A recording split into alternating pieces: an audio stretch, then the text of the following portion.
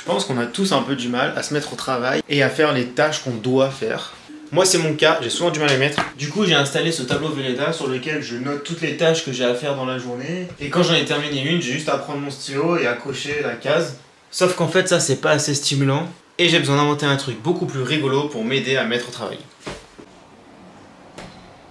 L'idée que j'ai est donc de faire un toboggan qui sera relié avec un réservoir juste au-dessus. Et je pourrais activer avec un bouton le fait de relâcher un seul M&M's dans le toboggan. Lorsque je commence un nouveau projet, je liste toutes les tâches que je dois faire. Je cherche le matériel dont j'ai besoin et toutes les étapes de production par lesquelles je vais passer. Ensuite, la première tâche à faire dans ce projet, c'est simplement d'aller chercher les M&M's au supermarché. Ok, donc maintenant que j'ai mon paquet, au passage j'ai pris des faux M&M's, j'ai pris la marque de Super U parce que c'est exactement la même composition. Et en plus, dans ce paquet, il n'y a pas d'huile de palme, mais c'est exactement la même chose que les M&M's classiques. Maintenant j'ai plus qu'à l'ouvrir et je pourrais prendre les dimensions de tous les M&M's pour savoir à peu près de quelle taille faire le toboggan.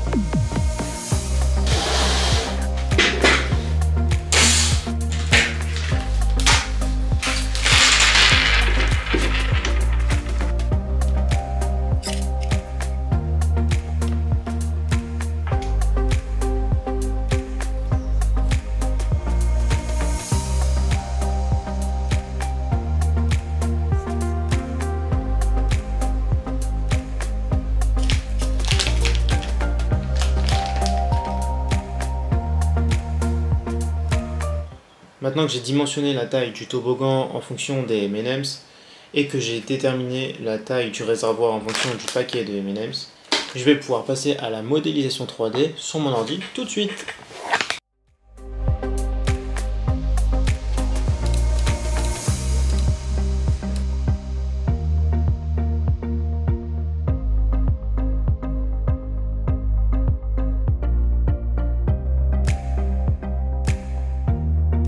Avant de faire l'impression 3D finale et de tout assembler, j'imprime en premier des pièces test qui me permettent de contrôler si les codes que j'ai pris sont bonnes. Ici c'est la taille du trou qui va accueillir un M&M's et grâce à ça j'ai pu voir que la profondeur était beaucoup trop importante. J'ai pu alors réduire quasiment de moitié l'épaisseur de cette pièce. J'ai également pu adapter le trou de cette pièce qui est le toboggan, car lui aussi le trou était beaucoup trop gros pour un M&M's.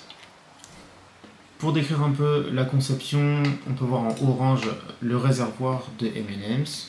En dessous, c'est le slider qui va prendre un M&M's un par un, puis le faire glisser jusqu'au toboggan. Et le tout est relié à une boîte qui me permet de tout mettre en commun et de tout attacher ensemble. Je vais maintenant passer à l'impression 3D de toutes ces pièces.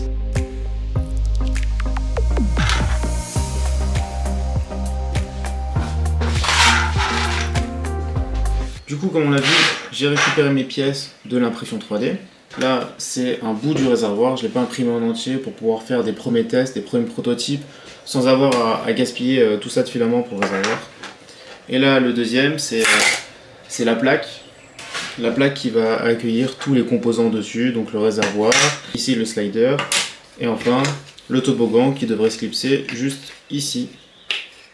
Ok, donc avant de terminer mon montage, je vais d'abord prendre ma carte Arduino Uno et mon servomoteur que je vais brancher ensemble. Je vais faire un petit programme pour faire en sorte que lorsque j'appuie sur un bouton poussoir, le servomoteur se mette à 0. En fait, c'est pour trouver sa position initiale, pour que lorsque je vais ensuite le mettre avec le slider sur la plaque, pour que ça passe bien du réservoir au toboggan.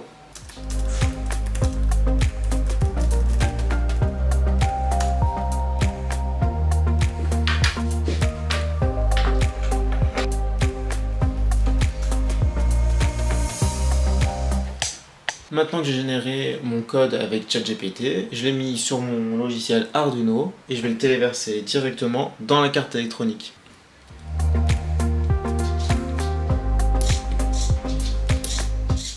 Donc là je vais finir mon montage, donc il faut bien que je fasse attention de mettre le slider en premier, que je vais visser.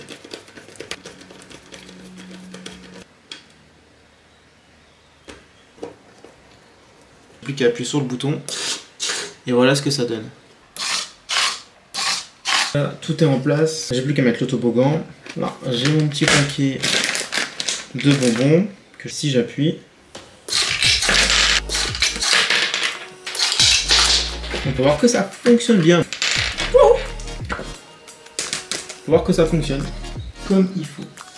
De retour sur mon logiciel 3D, j'ai fait les modifications pour avoir une version finale.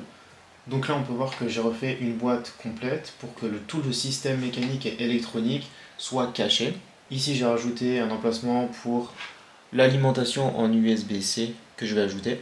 J'ai décidé de garder le réservoir aussi petit que ça et de pouvoir le remplir quand je veux pour avoir les M&M's qui soient toujours croquants. Je vais ensuite régler la qualité d'impression, la solidité et tout ça, et je l'envoie maintenant sur l'imprimante 3D.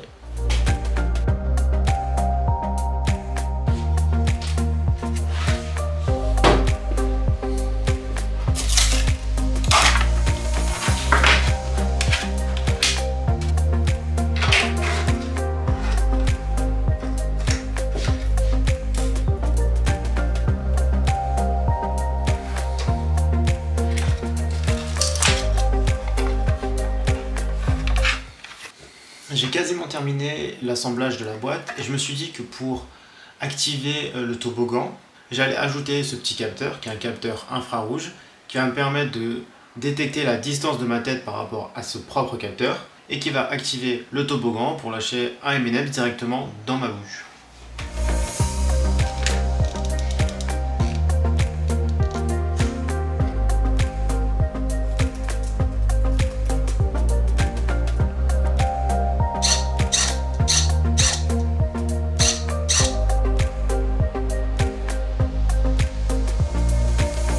Donc là, je viens de terminer de faire le montage électronique avec quelques soudures avec mon Arduino Nano, plus petit pour qu'il rentre dans la boîte.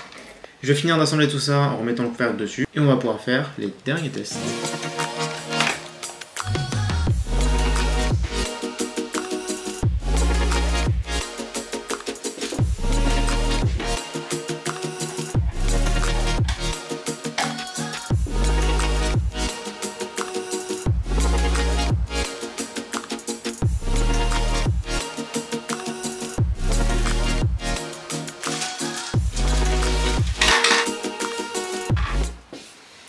Et voilà, l'invention est terminée. Je suis vraiment très content de comment ça rend et surtout il est fonctionnel. Je vais vous montrer tout de suite comment ça fonctionne. À chaque fois je viens ici et je coche la case lorsque j'ai terminé la tâche. Le but de ce toboggan c'est de me récompenser dès que j'ai terminé une tâche.